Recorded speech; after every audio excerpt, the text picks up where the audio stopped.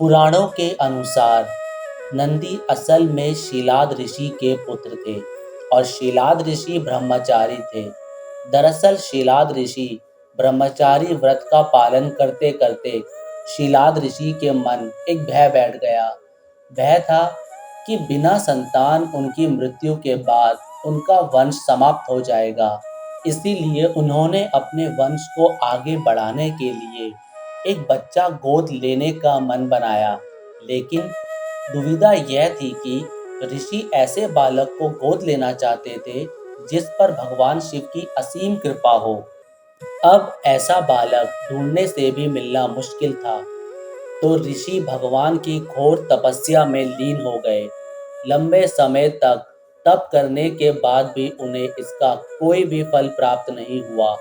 ऐसे में ऋषि शिलाद ने अपनी तपस्या को और भी कठोर कर लिया। काफी समय के कठोर तप के बाद आखिर भगवान शिव प्रसन्न हुए और उन्होंने ऋषि शिलाद को दर्शन दिए। भगवान शिव ने शीलाद ऋषि से कहा, मांगो, क्या वर मांगना चाहते हो।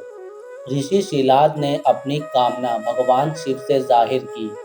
भगवान शिव ने शीलाद को पुत्र का आशीर्वाद दिया और वहां से चले गए। अगले ही दिन जब ऋषि शीलाद पास के खेतों से गुजर रहे थे, उन्हें वहां एक नवजात बच्चा मिला। बच्चे का मुंह बेहद ही मनमोहक था। ऋषि बच्चे को देखकर बहुत खुश हुए और यह सोचकर इधर-उधर देखने लगे कि इतने प्यारे बच्चे को इस हाल में यहाँ छोड़कर कौन चला गया।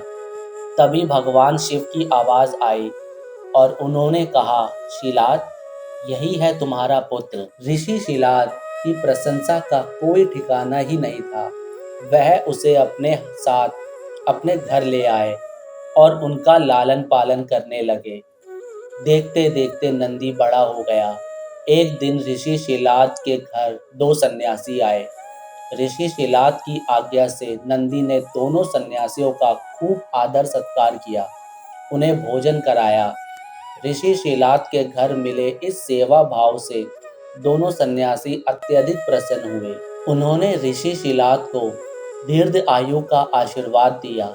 लेकिन नंदी, जिसने उनकी इतनी मन से सेवा की थी, उसके लिए एक शब्द भी नहीं कहा। सन्यासियों द्वारा ऐसा किए जाने पर ऋषि शीलाद को आश्चर्य हुआ। अपनी जिज्ञासा को शांत करने के लिए शीलाद ने सन्यासियों से ऐसा करने के पीछे की वजह पूछी। तब सन्यासियों ने बताया कि आपके इस पुत्र की आयु बहुत कम है, इसीलिए हमने इसे कोई आशीर्वाद नहीं दिया। नंदी ने सन्यासियों की यह बात सुन ली।